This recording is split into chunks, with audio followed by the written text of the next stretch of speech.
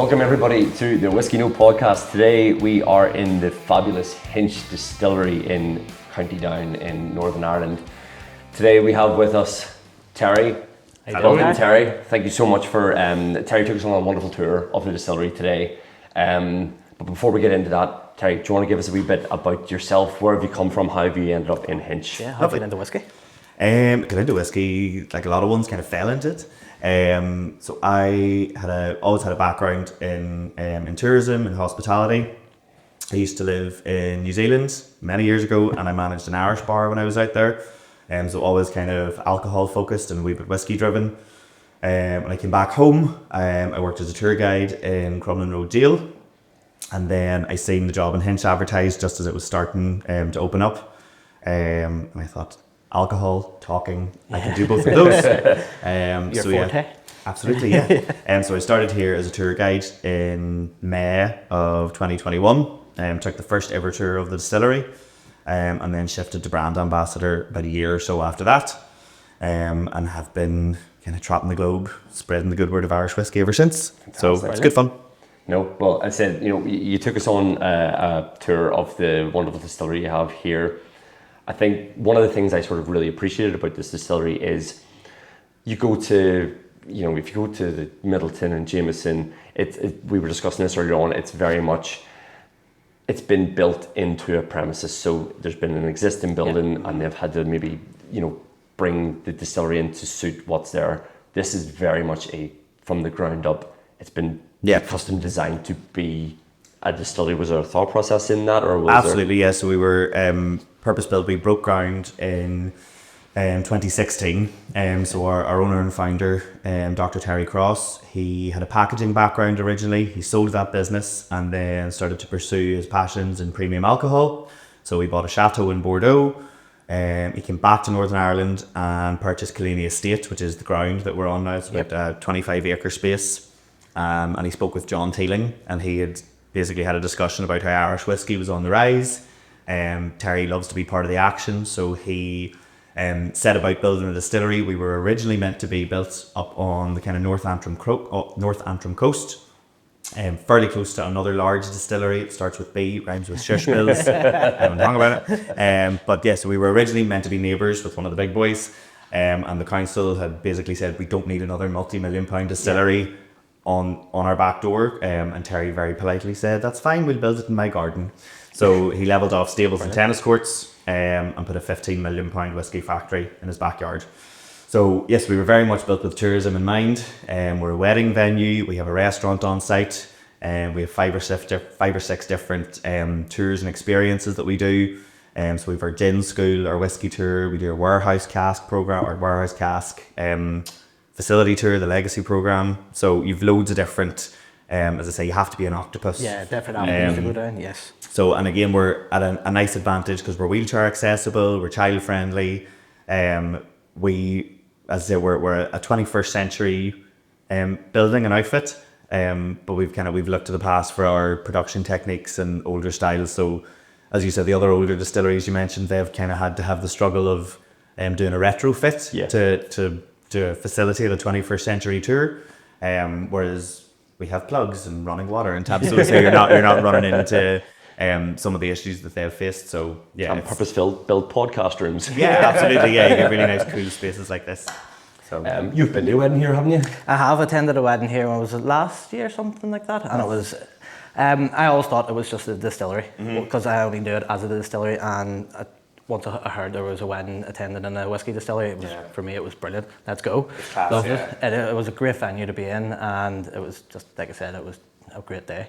And also, we don't just make alcohol, we give you a reason to keep drinking it. Yes. Yeah. I think that, from you telling me that story of you going to that wedding and stuff like that, it's very adamant to see that everybody who actually works here is very much about the brand, is very much, we're here, we're working for Hinch. They seem very, very happy to, because you said even the bartender just, I spent most of the time at the bar with the bartender, chatting about Hinch, chatting about the double words you have, and just the branding and completing, rather than spending the day with it. But it is that there, I think, whiskey, and I thought I'll stay with it. In the Colin suites, so we're at the far side, as say, you're looking out big glass doors at the stills at night time whenever they're lit up, and the courtyard's like a wee sun trap as well. So you've like you're really, really sheltered from the wind, because we're kind of in the drumlins of County Down here. But you've, as I said, like on the right day, you would feel you're in like the south of France, or it has just a real nice continental feel to it. So yeah, no, it's a very cool site. So we've used that space we've had Aston Martin do car launches in there. We've had like we used to do comedy nights as well. So as I say, yeah, it's a good flexible space. And again, it's that realizing, yes, whiskey is our main product and our focus, but as a business, we need to have loads of other different kind of avenues. And then last year, so we hosted the Irish Whiskey Awards in November of last year. Oh, really? I didn't realise you hosted them. That's amazing. Yeah, so it was class. First time it's been held in the north. Fantastic. So we were absolutely delighted and honoured to have the guys up. So it was class, and it's nice, nice way of showcasing County Down and what we're doing. I think when you have a venue like this as well, it can be very easy to forget that there is those kind of avenues that you can go down where it's a distillery and it has to remain a distillery, and people go, well, no, actually, do you know what? If you close that door, it's so much more, and there's so much more opportunity. When you take us around, again, you can see that the distillery is sort of maintaining the heritage of now where it is. So, we're in, County Down and have the Mourns and stuff like that. And you've very aptly named your stills after the mountains.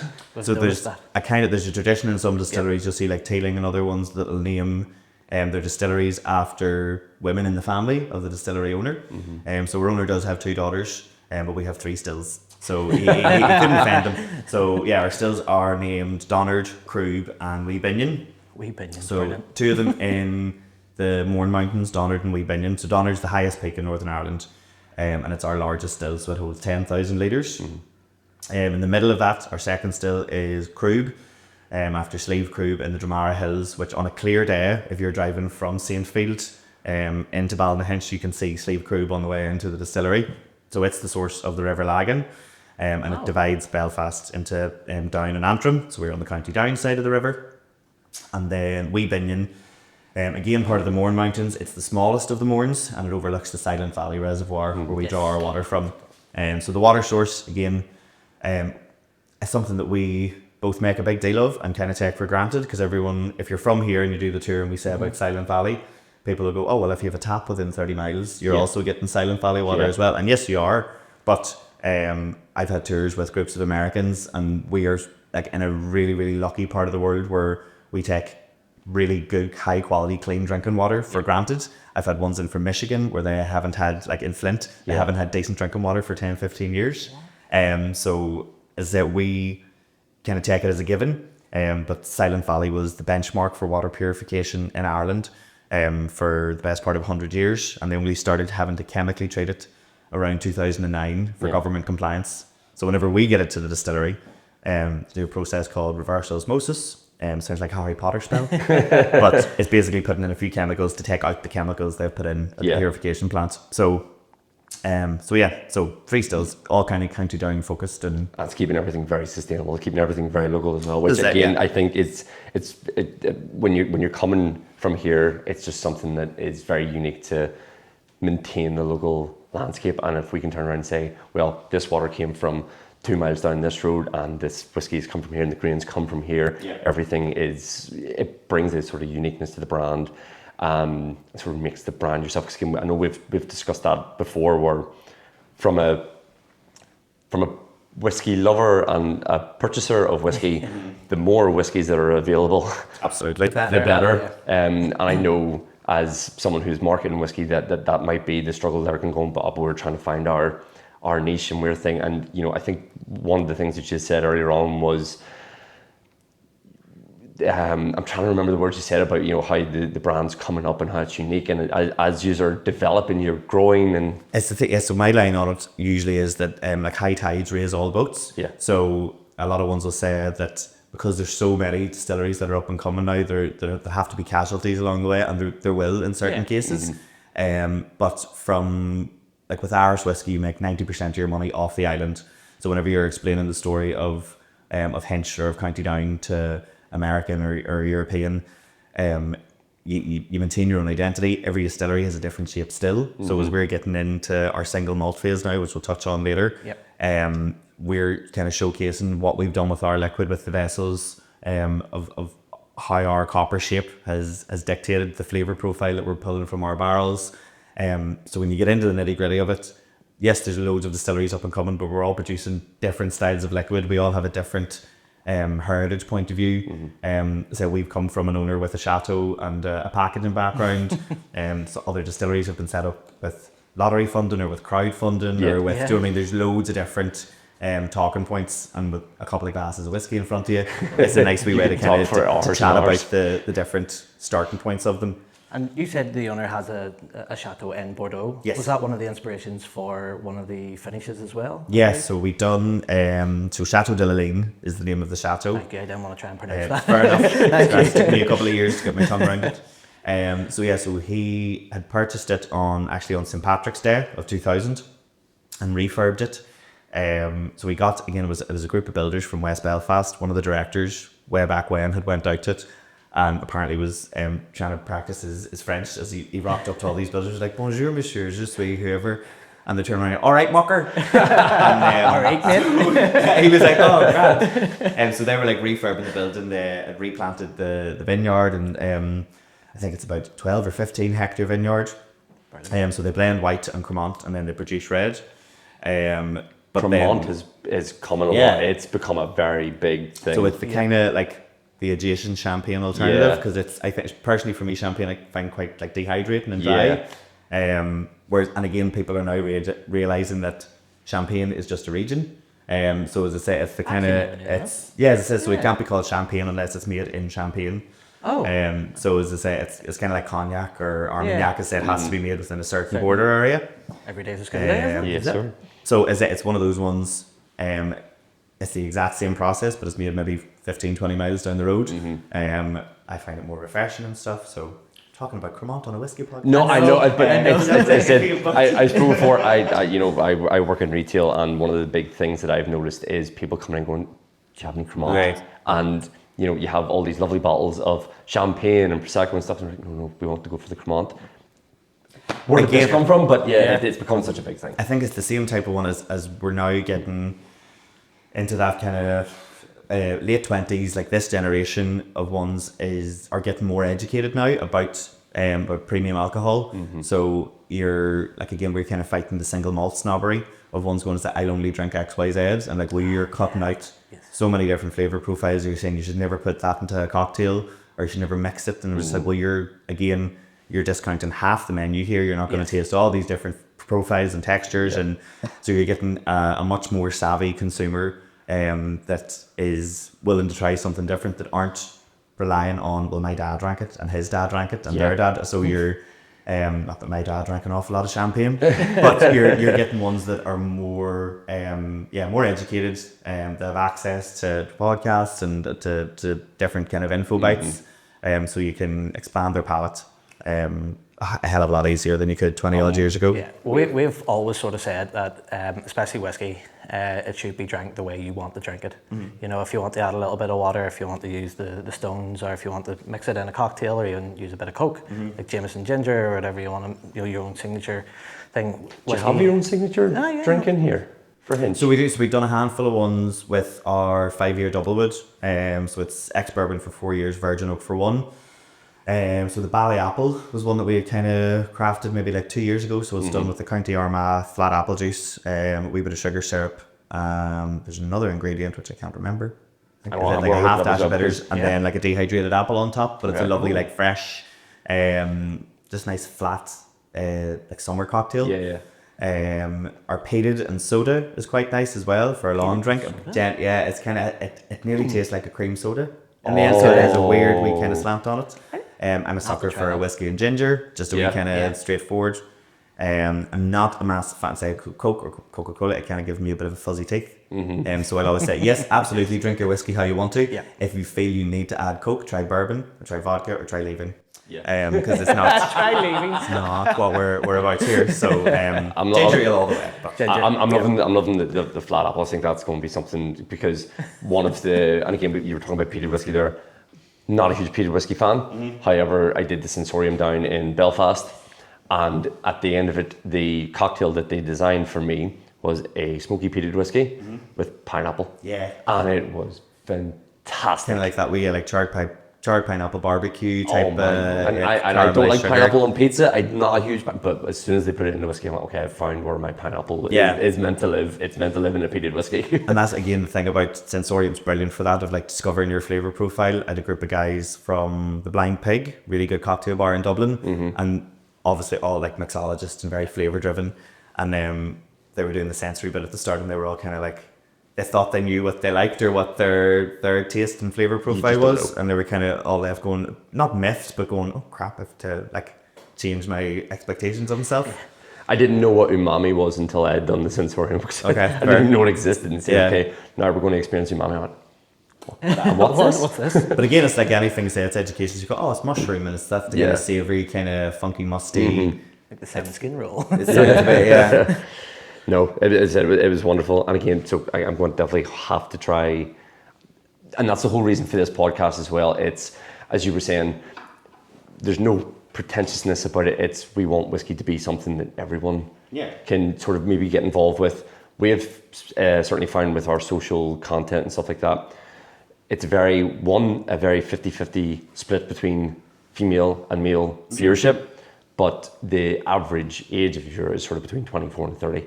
So you are starting to see this sort of up and coming age where they're now starting to, getting into the legal age of drinking, and they're starting to look at and drink responsibly. Two hands. Yeah. It's starting to get into a little bit of younger demographic as well, where whiskey was always like an old man's drink or an old person's drink, where we've seen a lot more younger demographic getting involved into whiskey and getting involved into the alcohol sort of side of it as well. It's a lot. It's really good to see that sort of expansion. That's what we'd say about the next generation of Irish whiskey drinkers coming in, because it's new distilleries. There's maybe a bit of older money out there, but like the bulk of our production team are kind of like south of 35. So it's a thing about the longevity of it as well, because in 20, 30 years time, like we have a lot of working life ahead of us. We'll probably not be allowed to retire till we're 75. But yeah, so there's a big, like a newer generation coming into it now that are more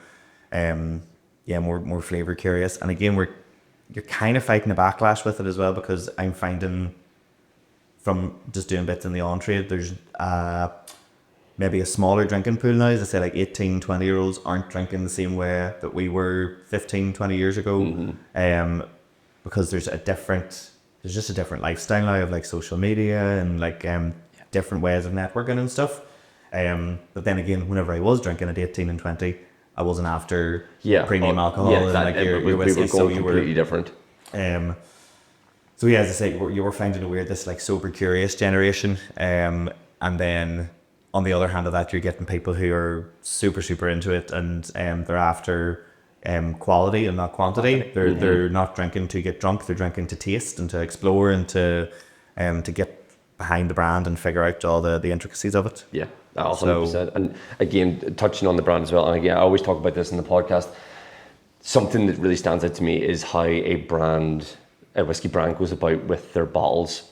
And if we take the bottles that are in front of us, the first thing that is my favourite thing about these bottles is the cork. Okay. And the reason why I love the cork is because it gives the proper pop, and it's when you're trying to fight a market that could be so overinflated with different whiskies coming in left, right and centre, the first thing, and I know people turn around and say never judge a book by its cover, but I think the first thing that's going to stand out is the branding of it. And I've seen whiskey companies who have maybe fallen off track with that, having to go in and start rebranding and trying to rejuvenile themselves to now make it, we're now part of this new generation and this new legacy of whiskey that's coming in.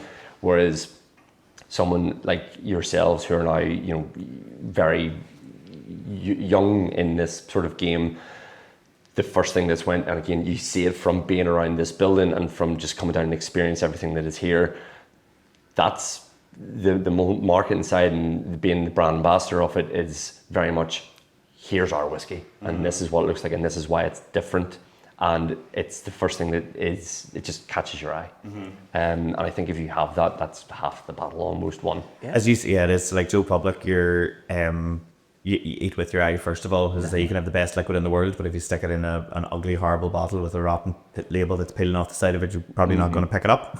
And as in terms of like change and growth, we definitely have gone through a bit of that. So like our core line that came out first of all, with that kind of, we called it the Hinch Blue. It's like that real like deep Royal Navy. We went in a slightly kind of lighter and fresher direction with the 15-year-old that we launched 2 Marches ago now. And then that was the first whiskey that we released in a tube as well. With our Warehouse 3 collection, so they're distillery exclusives. We only bottle 250 to 300 bottles of those, and they're one singular run. When they're gone, they're gone. So we've had to make a bit more space on the label for the cask number, to kind of highlight the ABV. They're all handwritten as well. It's a personal touch. It is. It is a personal touch. I haven't done one yet. So the way that the Warehouse 3 works is that so the 3 head distillers, so our head distiller Will and our 2 senior distillers Emma and Jake, just selected a barrel that they love. Okay. And then Will was like, "We'll hand label them." And I think about 15 labels, and he was like, "Oh, this was a terrible idea." And I think he had possibly written the wrong date on one of them or something, so he came to scrap half an hour's work. But we're sticking with it now, as I say. So it is. It's a wee bit time consuming, but it's a personal touch. And it as well. We've had ones come into the distillery. We're doing it for its 70th birthday, so they're looking bottle number 70 or such. And a one is like has been with the company for however many years, so they can kind of like find their number. So as I said, we have definitely gone through different identity looks, even on the neck label here. Yeah. And then again with our single malt coming out, it's a slight kind of a tweak and a revamp on what we've had before, but a bit more identifiable for on-trade consumption. So there you can kind of spot the SKUs a wee bit more. So as I said, like anything I said, there's relearning curves you go through. And I think that kind of that growth and change is needed if you were to have an absolute concrete, non-flinching way of saying this is what we look like and this is who we are, and we are not altering from that at all. Because that's the entire point of whiskey. It changes and fluctuates as the years go on. So consistency is nice, but it's not always realistic. So yeah, as I say, you need to kind of roll with the punches. Fantastic. And there are punches. So I'd like to obviously thank you for taking us through the history and everything about Hinch, as you said, the start and the way you sort of redeveloped and everything. But we sort of finish off with a really random question. If there's anyone that you would like to share a whiskey with, whether you're dead or alive, is there anyone who would it be and possibly why? So I'm like, outside of whiskey, I'm a massive theatre nerd. Okay. So like love my musicals. So probably Patti LuPone, if we're going Broadway. Rachel Tucker's a big West End star from Belfast, and I love the guts of her. She's going into the Great Gatsby at the minute, so if I could have a couple of drams with her. I'm trying to think of any other ones, like in the whiskey world. Anyone? Not even a whiskey, because I know John Teeling doesn't drink, but I'd love to have a coffee with him or a cup of tea. Yeah, because I think he was asked on the Late Late Show. He doesn't drink, but he's owned Cooley Distillery in Great Northern. So he said, "What's he at not drinking?" And he very quickly replied, "Well, Yves Saint Laurent didn't wear women's clothes, but he knew what he was at." True. So, True. That's a great response. So yeah, as I said, maybe not a whiskey with John Teeling, but definitely a cuppa. It's a good wee question. That I've no prep. Sorry, no, you're we grand, bring it on. Yeah. We try. I mean, you're putting a bit more thought into it than we did when we asked each other this question. Yeah. Okay. So what were your answers? I went Chad Kroger from Nickelback. Okay, fair enough. Just because I looked at it and went, that's definitely someone who has drank a lot of whiskey, I'm sure. My guy, so fair. I'll sit down and drink whiskey with him.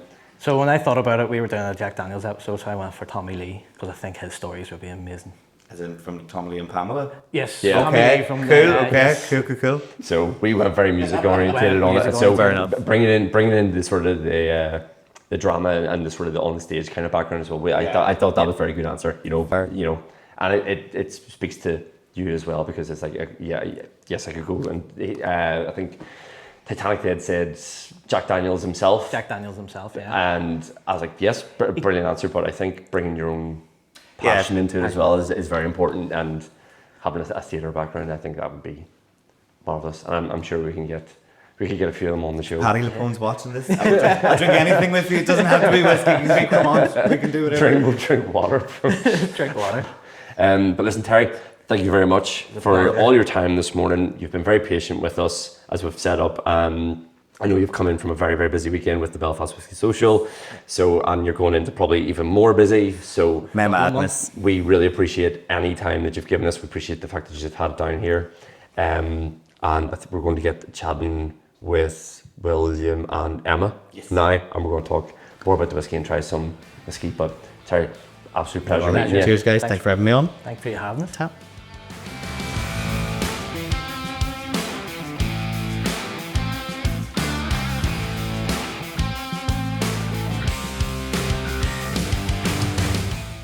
Welcome back to the Whiskey No Podcast. I'm Bernsey, he's Dave, and we're here with Emma and Will. From Hinch Distillery. Thank you so much both for being on. We know you've just come out of a very, very busy weekend. We got chatting to you down at the Belfast Whisky Social. You just very kindly let us try a few things before we sort of came down here today. But before we get into it, just a bit about yourselves. Emma, what would be your background? How did you get into distilling? How did you get into Hinch? Yeah, my background's more actually originally studied food design nutrition at university.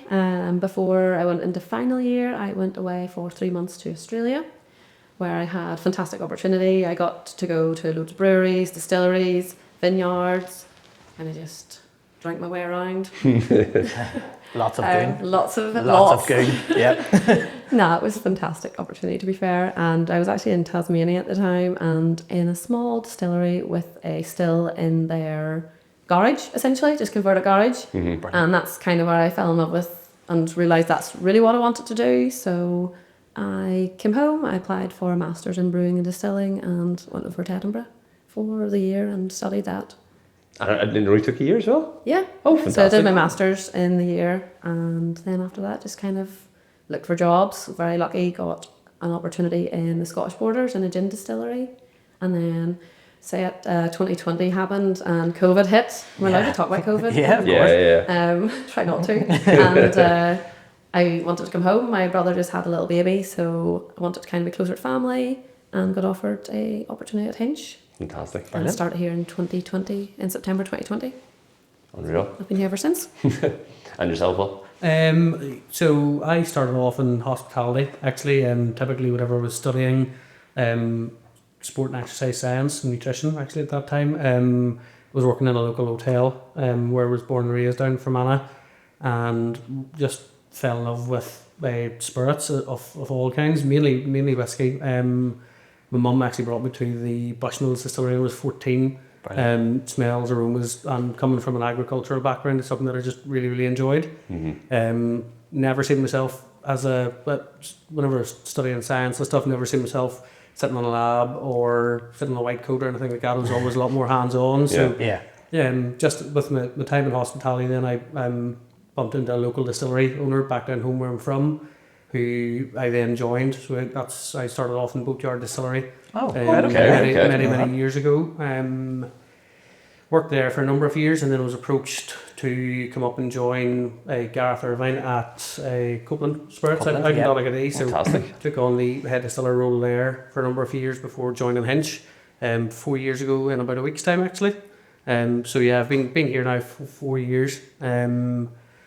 Joined under the head distiller at the time, took on the head distiller role, and now taking on the distillery manager and head distiller role. So quite a diverse, Jack of all trades. quite a diverse role. I sort of went the complete opposite way as to Emma. She done her masters, etc., and then came into the industry. That's where I started pretty much labelling and filling bottles and working my way up. So just two very different routes into the whiskey and gin world. That's very interesting. And again, it was something that we've sort of looked at in the past, where I know I've been very sort of ignorant with. I'm not overly familiar with the distilling process and stuff like that, so I always would have looked at it and went, oh well, all the taste comes from the cask as well, and from starting this podcast and getting into it as well. That there is quite a lot of chemistry and biology and a lot of sort of more information that goes into creating these kind of whiskies and blends than I think anybody actually knows, to be fair. So I think, having both those backgrounds, it sort of brought you to the same place in a different road, it's hopefully good, making for some very unique whiskies. Yeah. As distillers, sorry for interrupting. If No, you're you're right. as distillers, like there's a lot of people would say that 50 or 60% of the whiskey's flavour comes from the casks. I would differ, and Emma would too. That we put an awful lot of effort into getting stuff into and flavours into our distillate. Yeah. So we're a very distillate driven distillery. We want people to experience what we experience, stuff coming off the stills. So we don't really want to lose that. So as much as casks are incredibly important, that new product, make. that new make that goes into the cask, for us is the be all end all. It's what we start off making. It's what we want people to identify Hinch as, no matter what cask it's been in. So Yeah. And speaking from the start, so I believe this whiskey is this the one that started? Is this the first one that came out, or the ones in behind you? Or no? Or the ones in the front? Sorry, the ones in the front. Yeah, so we had developed a core range. Originally, a lot of that liquid would have been sourced through your small batch, double wood at the time, the 10-year-old, and the peated single malts. They were all sourced whiskies, but obviously with the intent of us creating our own spirit and then replacing all of the purchased in elements. The small batch, which is to a degree our entry level, it's a non-age statement blend, high proportion of blend. Now that we're 5 years old, for example, that blend in particular is going from a 80% grain, 20% malt up to a 50% malt, 50% grain, which is relatively unheard of. It's a really, really premium blend. Going forward with our own 4 to 5 year old single malt in there. So yeah, that's the core, and then the 5-year-old, the small batch, traditionally aged in all bourbon casks. Then coming into the 5-year-old, which is initially matured in refill bourbons, or first fill and refill bourbons, and then finished for a minimum of 12 months in virgin American oak. Fantastic. So that's the double oak. That's the double oak, yeah. And I believe you won the best blend last year with that, is it? Yeah, the 5-year-olds won quite a few awards. The World Whisky Awards, Best Blended Irish Whisky. There's quite a few actually in the range that have won blended awards. But yeah, the 5-year-old probably the trumps all of them, just with the amount of awards it has beside its name. So because I read there it won the World Whisky Award for Best Irish Blended. yeah. That's brilliant. Love it. And I think because the 15-year-old, it won gold last year Yeah, as well. yeah. 15-year-old was the best blended Irish whiskey at the Irish Whisky Awards, hosted at the distillery back in November. And again, for us being acknowledged by other industry peers, so it's an award that comes from other distilleries, or judged by other distillers, for example, and then whisky societies and stuff. So it's pretty cool. If you don't mind, as a head distiller, both yourselves, talk us through like your normal day-to-day routine of distilling, and what does it involve? How long have you got? I think what I like about distilling is that no 2 days are the same, really. So there's always new challenges to overcome, new problems to solve. But day to day, you're mashing, you're distilling, you're casking, warehousing, bottling. I seen you do the labels yourselves as well, though. Yeah. Oh, Sore wrist. Immediately regretted that decision. A lot of people would tell you is a lot of making whiskey or spirits in general is problem solving on a day to day. So my role and them is very diverse. There's people that hate this saying, but no day is the same. It genuinely isn't. So Monday tends to be coming in, you firefight whatever's went on over the weekend when you maybe haven't been here. But that's pretty much every morning. You can just come in and see how the guys get on night shift the night before, any issues, any power cuts, stuff like that. And then getting into what are we doing for the rest of the day, what casking needs done, have we malt coming in, have we casks being delivered, etc. Then from my aspect as well, I play a large part in the commercial team, so looking after all of our pricing, future planning, sourcing all of our barley, all of our casks and stuff like that. That takes up quite a bit of time. But then planning, so what's our next campaign, what's have any limited releases coming up, have we labels in, etc., stuff like that. So it can be very, very diverse. One of the things we were sort of speaking with Terry there, obviously within the distilling process, the likes of, he was talking about the water from Silent Valley and stuff like that. Do you find that with being like sort of a relatively young operation, and what I find, especially from sort of discussing it today and sort of looking at, you know, the products that you've been bringing out, do you find it hard to sort of balance that sort of traditional aspect with maybe trying to be a wee bit more innovative as well? Yeah, yes and no. Again, like we've a very clear picture of what we want to produce and how we want to produce it. In terms of our, like, ultimately, most of what we produce is single malt whiskey. Relatively similar traditions or production methods have been applied for hundreds of years. We don't do an awful lot different. Our equipment may be different. It might run a different way or might be set up in a different way. And how we, like, the type of profile that we want in our spirit ultimately dictates how we run our plant, how long we ferment for, how long is our brewing process, how deep's our bed in the mash tun, etc. And or whether it's peated. So that'll really determine what the end goal is going to be. So, like, we might lengthen out our mashing process, we might increase the depth of the bed just to give it a richer distillate profile. Like we untraditionally in a malt distillery, we've got a mash conversion vessel. So it's normally what's used in a brewery, for example. So they'll use a mash conversion vessel and then put it into wort separation. So most malt distilleries will just have a mash tun, lauter tun. We have a mash conversion vessel which then transferred into the lauter tun. It just allows us to do more brews per day and probably a bit more efficiently than most. Right, and I believe you got a little bit of funding for the warehouse, the maturation warehouse. Yeah. Does that allow you to maybe look into more out of the box thinking in styles of finishes? Because I do know you had the Chateau de Lilling? Yeah. I hope I didn't butcher that. That sort of finishes. Are you looking into more sort of out of the box thinking on, or does that give you just basically more freedom to do it out of the box style? Yeah. Well, the funding was originated, so that's a tourist attraction. Yeah. The first warehouse we have on site, so it gives the opportunity to allow people who you don't normally get to go into a warehouse in a distillery. No, and it was amazing too. So it smells incredible. So we're very fortunate to have our warehousing on site. It's quite uncommon, especially in modern distilleries, that we have warehousing here on site. So we're allowed to bring our visitors, whether you're doing a tour or you just want to stick your head in, we can bring people up to the warehouse, which again, just an incredible experience because you really don't get those opportunities in many distilleries. So that was part of it. But in terms of our innovation and what we want to do with casks, we've probably 38 different barrel types up there really at the minute, or 38 different origins, I suppose. Mm-hmm. Part of what we do, so a lot of places will chat about finishing whiskey in barrels or whatever. Mm-hmm. We put a lot of effort into full maturation. So again, just with the scale of the distillery, we fill approximately 9,000 barrels per year, depending on their size.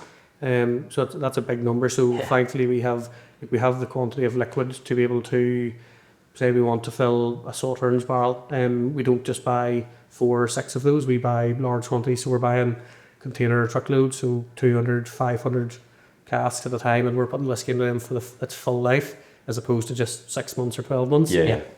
So that's a huge part of our profile. Again, you're just getting a much richer spirit with a full maturation. And then ultimately, instead of, like, if we filled all of our spirit into bourbon casks and then finish it in something for 6 months, instead of doing that, what we do is we might bring 30% bourbon into one of our vatins. It could be 30% sherry, 30% virgin American oak, and then the remainder could be made up of Sauternes or Marsala or something like that. So it is very sort of experimental. Like, you're getting. Yeah, we've sorry for we can jump in. We have with the distillate that we have, we had an idea of what it would work in and what it wouldn't work in. We've had a couple of surprises along the way. Like we've filled 38 different casks. So, and only time tells how well that spirit's going to come out. One of the casks that we tasted about 1.5 years ago was a Shiraz barrel, and we were We were like, that's okay. Yeah.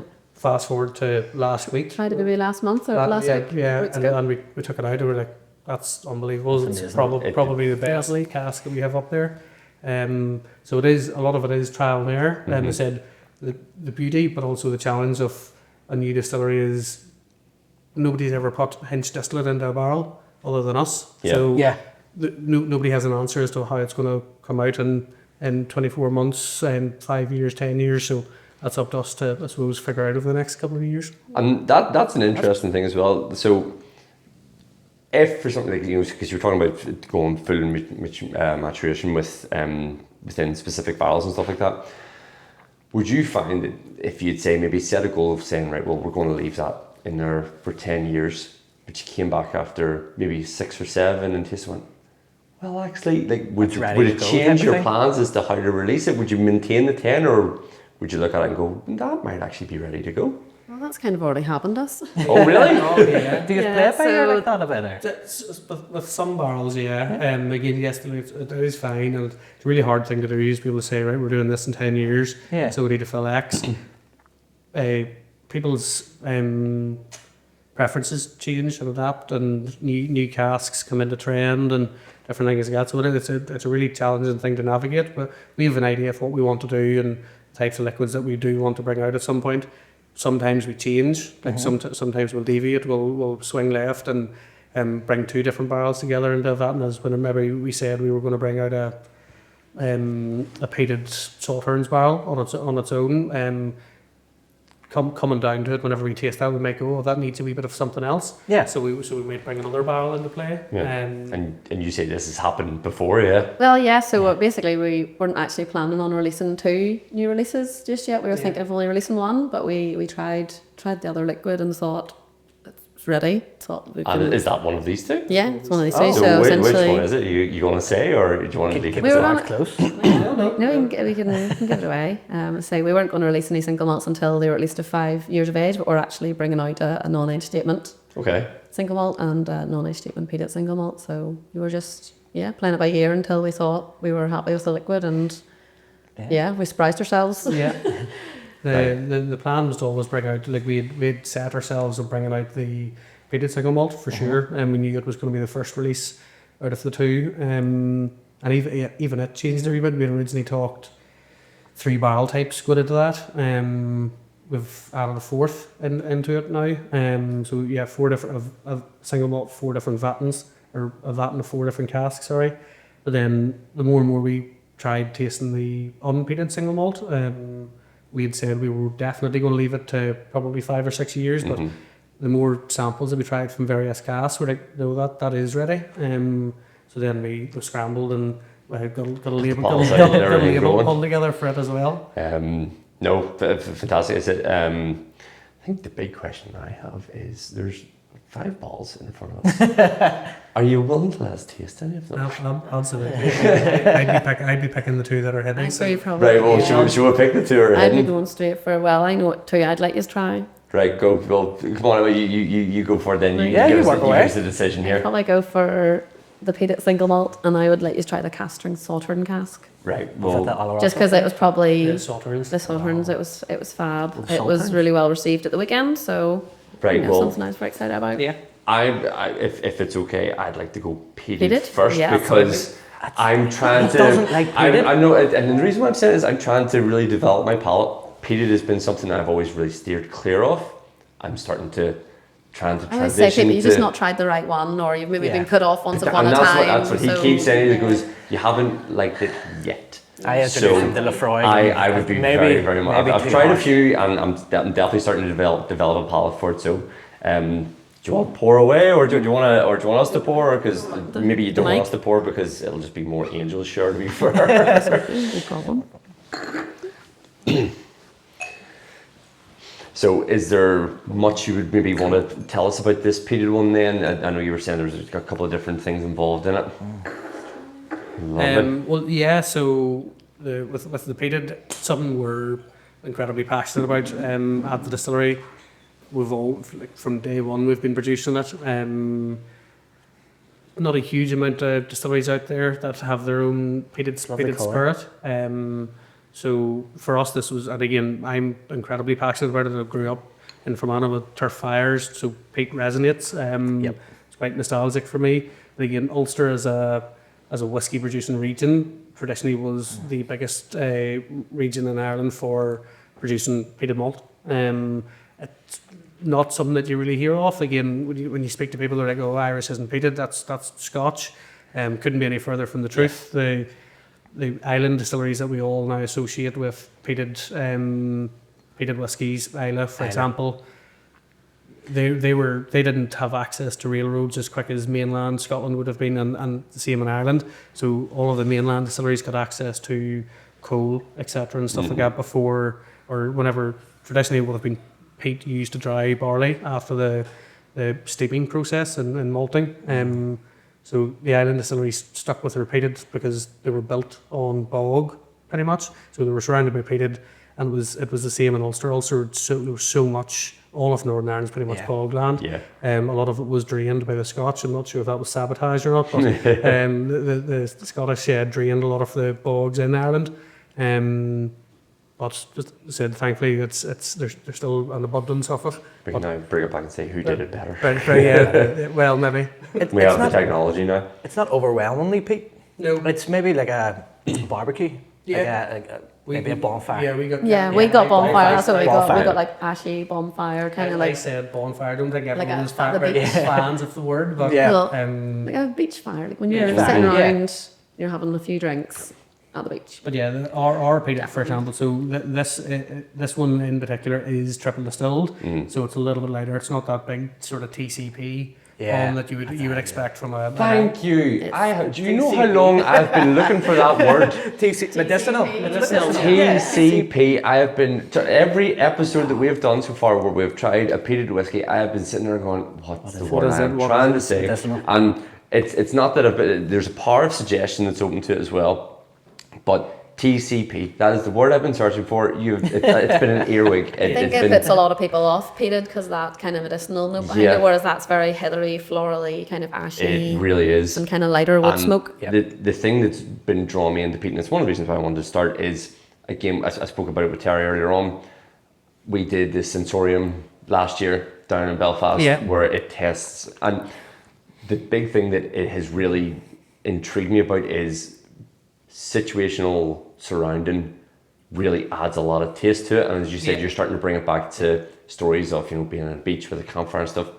One of the big things that they brought into it for me when they made my cocktail at the end based on what I had tried and smelled and all the different flavors was a peated whiskey with pineapple.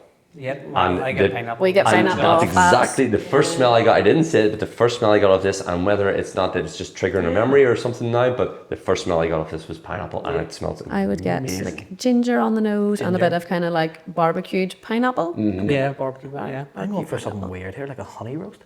Well, you get Like honey, a ham, yeah, get a little like a bit weird of honey. ham. Yeah. Nice. There's a salinity in there as well. There's like a saltiness lovely. maybe not. I think that's why we kind of went for the beach. The beach vibe. Yeah. Beach vibe more. We Would our resident alcoholic like to try some? come on. As we call Would it. you like us to pour you wee one? Oh, yeah. This is Both yous. we need a name for Bring you, it on. Emma. We've got alcoholic. Alcoholic. But we need a name for Emma. The interesting thing as well is I love sushi and stuff, and so the taste of that sort of saltiness and the seaweed sort of stuff coming through as well. Umami, really. Yes. And again, the sensorium introduced me to what umami was, because I had no idea what umami meant, and they put it in front of me, and I started realizing, something for me coming into this again, I don't have any background. I don't have a palate. I don't have probably as good a sense of smell as I should do. Something through doing this now, though, I'm starting to taste these things that you see written on bottles going, it tastes like this, it smells like this. That's a winner. That's wonderful. It really is. That's fantastic. So can we ask you a question? Do you like peated whiskey? Yes. No, I definitely do. And again, I think we often say that we think people should just drink whiskey how they like, when they like, and 100%. Yeah. And something that I've been working on, because again I've tried it before, is my own concoction, my own cocktail that I'm trying to put together now would be like a smoked pineapple daiquiri. There is a retailer out there who do a cocktail like that. So it's this smoked whiskey, pineapple, rum daiquiri. Yeah, amazing. And it really has just sort of hit all those sort of taste profiles. The thing I like about this peated as well is often I've found that, again, because you have that sort of smokiness, it dries out your mouth very quick. This isn't doing that. So I have said for years and years that I will try and slowly get you into peated. Have we possibly got a winner? Oh, Hinch has succeeded. They really have. Like, no, I'm really looking forward to this bottle coming out now. It's I beautiful. know you've won awards for these whiskies. I'm sorry, but that's just an award in itself. But yeah, look, we see this as this is definitely what we call internally as a gateway peated whiskey. It's really, really approachable and really easy to drink. A lot of people are afraid of smoky whiskies, but again, bad experiences or trying a bottling that just has too much smoke in it for them. Mm-hmm. Yeah, if you start out with something like it's really harsh, and that's your introduction into peat, you're just going to take a bad drink. It leaves a bad taste in your mouth. So again, with this, the 4 different casks in there, it's really well balanced. So again, it is whether you've been drinking peated whiskies for 20 years or you're really just new to whiskey. This is a really, really approachable peated malt, and I said that's why we call it internally our gateway peated. My mouth is watering. So just finishing off the glass art again, it's one of those ones that it's hitting what I would consider entirely across the palate. So you're getting it everywhere on the tongue. You're getting it coming, a little bit of burn, not much that I think is going to put everyone off. But as it starts to sit, my mouth is watering. That's absolutely. It's a good time. I know, honestly, I'm taken aback by that. That's fantastic. I keep on saying for me, after like the finish, I always get like a smoked paprika, a little bit of spice just sitting on the tongue, and that's amazing whiskey. Really enjoyed that one. So Emma, what's the next one that you're wanting? Well, I've picked one. Do you want to pick one? Well, I would have picked the peated, so... I'm sorry. You can go for it. Go for the sovereign since your name's on the bottle. So. Yeah. When officially is the peated single malt coming? Friday, so it will be available from the distillery on Friday, and depending on how quick our distribution is, it should be on shelf across all of Northern Ireland early next week.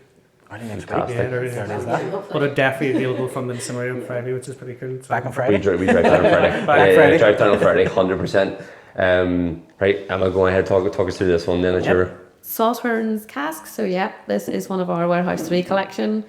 Quite a special one to me. So I filled this one in the 12th of March 2021, back in the olden days, 4 years ago. It's cask strength. It's 59%. I think it's really nice. And I think I'd like you to try it. Go for it, Cornsey. That's quite good. Yeah. Oh no, hold on. I'm going to make you redo that once you've poured it. I'm going because we're a big fan of a pop. And I said, Terry, one of the things I love about The second time I'll do it, it'll not work. I love these kind of bottles with the cork because you really do get a. So bear in mind, this one is cask strength. You only see a hand every now and again. Glass just slides in. You just didn't think we were going to drink you out of house and home today? No, these are absolutely more than welcome. Now this one you can get down in the visitor centre at the moment. I've already seen it as soon as I came in today. I went because this disclaimer, you did allow us to try this on Saturday at the Whiskey Social, but I did want to get a wee bit more into it, so I didn't ask you too many questions on it because I knew I was coming here today. So,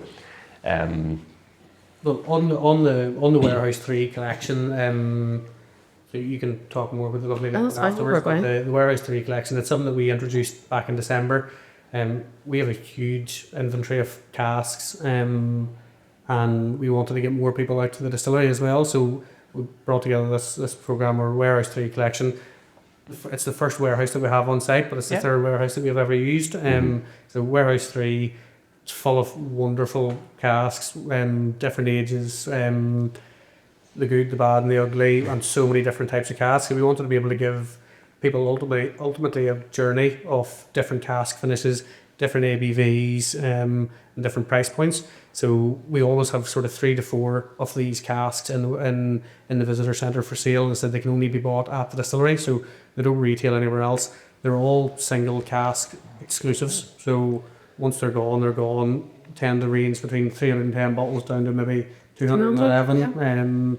Really just depending on the type of cask and its age. So we've brought out, I'd say, been Is it seven? seven Is it next seven? year. I think there's through 7 different single casks from December, from 21, 22-year-old single malts, right down to 3-year-old single malts. So again, people don't really ever get the opportunity to try a 3-year-old single cask single malt.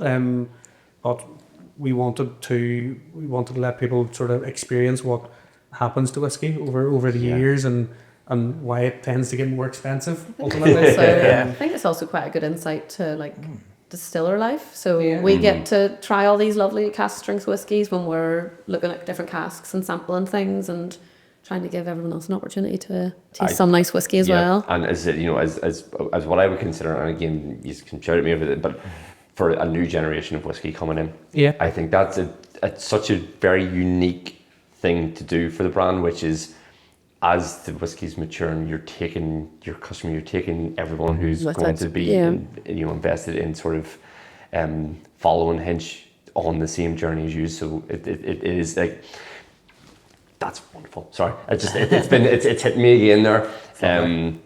But I love that, and again, that's what I was sort of talking about earlier on which is whiskey will almost tell you when it's ready to go, because as soon as you taste it, you're like, okay, no, this is something different. And then, as you said, if you leave it another year, you're going to get something completely different again. So sort of chasing those tastes, you're not missing anything. On the back of that, when you do taste it, how do you sort of differentiate between leaving it at cask strength or leaving it down to your normal 43 or 40, or is it just play it by ear? Well, the Warehouse 3 collection, they're completely untouched. So wherever they come out of cask at, we release it. So if it's 63 ABV or it's 55, that's what we bought with that. So we do not change that at all. But for our core range, so small batch, the double wood, etc., they're all bottled at 43%. Some of your more limited releases tend to be around 46. Yes, 46 to 50 or 46 to 48 we've bottled limited runs at. But again, depending on what we're putting the bottling together for, where it's for, which market will also determine, because there's some markets just will not tolerate cask strength whiskies. As for other markets, absolutely love it. So it really depends where it's going, and the cask type, the amount of bottles as well. So we do have, like, we have distribution in 36 different markets. They all come to us. We're like, oh, this retailer's actually asked for such and such. Can you do it? Do we have the right casks, etc., the right taste profile? And then we put that together really from there. But the Warehouse 3 collection, there's just whatever comes out of the cask. Just untouched. Yeah, so we don't touch them at all. Yes, it's everyone to see the kind of fun we get to have at work as well. So it's kind of nice. Again, and we talk about this as well. We've sort of now stumbled into, it's not a career for us, but it's something that was very much a passion, something that from our friendship, we've been friends now for over 20 years. Whenever whiskey came into it, it's something that brings us together, and it's nice to come in and see people who have taken that a step further and went, this is now going to be my career. This is, I see myself as, I'm so passionate about this, I'm giving it my all. But so you started on Saturday telling us a wee bit about what we've just sampled there. Yes. And because again, I knew we were coming on, so do you want to tell us a wee bit about the finishing stuff on it? And what was the name of it? What's is it a wine cask, is it? Or it says it's full maturation Sautern cask, and you can see it's got a lovely colour. It does. It's 59 ABV, so it's really full bodied. Like when you taste it, it just kind of like great body. It's very complex. It's very, very nice. There's a lot of people at the weekend were like, sort of wowed by it. Now it is obviously cask strength. It is still quite strong. It is still quite young. It's only 4 years old. So I think young whiskies put a lot of people off, but I think you also need to try them because some of them are fantastic. Yeah, no, that is wonderful. It's very soft. It's very warm. Again, that sort of comes from the cask strength of it, but it's not overpowering with the strength of it either. It's very. It definitely doesn't drink as a 59%. Yes, it's terrifying that you think you're drinking a cask strength spirit and you don't realise you're doing it. If you're not drinking responsibly, Drink responsibly. you can get lost in it. Part of that comes from we're obviously we're not a contract distillery. We are, this is our brand home, and we've set out producing spirits the way we want them, as opposed to somebody else's specification. We have a very relaxed, which means we have a very relaxed distillation profile. So we're not distilling anything quicker than we should. Like we've really slow distillation times. For example, our spirit still runs at 8 hours. And whenever the distillery was built, we set out producing 400,000 litres of alcohol, which is 3,000 barrels a year roughly. Now, back in March 2023, when we expanded the plant up to 1.2 million litres, up to the 9,000 barrels, the distillation profile didn't change. We added more fermentation, and the brew house was capable of producing that. So said we took it up without altering distillation at all. So we still have that lovely, slow, relaxed distillation profile that we've had from day one. And you can see that in the spirit as well. I said 59%, and it does not drink like a 59%. No, listen, thank you so much for having us down today. For us, only being a podcast that's 2 months old, to be able to have the opportunity to come down and speak to yourselves like this, we're just totally blown away and honoured that you would give us the time out of your busy schedule to come on and chat about it.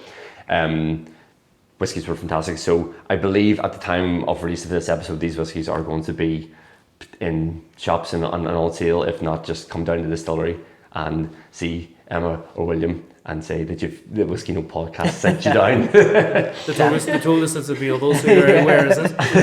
Definitely get down and try these phenomenal whiskies. But to wrap up the episode, we normally ask a quite a fun question, as you would say. So if you were to share one of your great whiskies with anyone dead or alive, who would it be, and is there a reason why?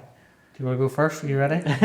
No. You're still thinking? I already know what you're going to say. Go ahead, Will. For me, it would be Ian MacArthur, so the warehouse manager at Lagavulin, or ex-warehouse manager. Now you're talking. One distillery man who'd worked for Lagavulin for 50 plus years. An absolute character, quite cutthroat. But he's definitely the guy that I would sit and have, especially a peated dram. He's a big fan of it. He's an industry legend. There's not anyone within the whiskey industry. Everyone knows him. I've met him twice on 2 warehouse tours. Just never had the pleasure of sitting down and having a dram with him. Brilliant. Sometime soon, maybe. Sometime soon. Right, come on, I mean, on the spot now. Guys, you have really put me on the spot. I honestly don't know the answer to I this said question. Chad Kroger I out said of Nickelback, so it's Mine- a very wide question. You can say whoever you want. So it could be anyone. I have no idea, you guys. I only really drink when I'm out socialising, so I tend to only really drink with friends and family. It could be a gin. That's a great answer. Yeah, it's great. Probably just when I'm out with the girls, to be honest. Fantastic. Only social drink. Social drink. Most weekends. Social drink. No, great. Well, Sid, thank you so much, both of you, for all your time today and being on the episode. And I can't wait to get a bottle of this when it comes on sale. Pleasure's ours, so and thank you for coming down. Yeah, hopefully we'll Thanks for be having back whenever something new's coming out. We'll see you on Friday. Yeah, see you See you on Friday. Right. Thank you for joining in, and we will see you on the next episode. Goodbye. Bye. Bye.